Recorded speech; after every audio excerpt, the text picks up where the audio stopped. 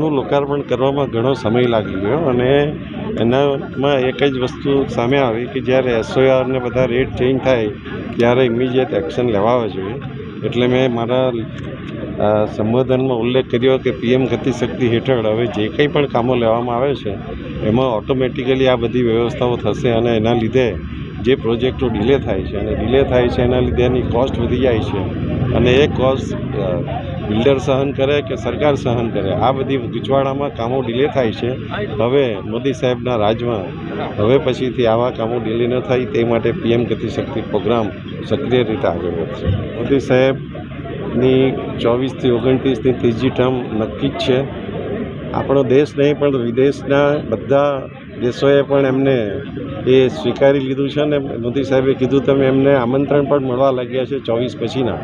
એટલે આપણે સૌએ આપણી ફરજ હવે બજાવવાની જ બાકી છે.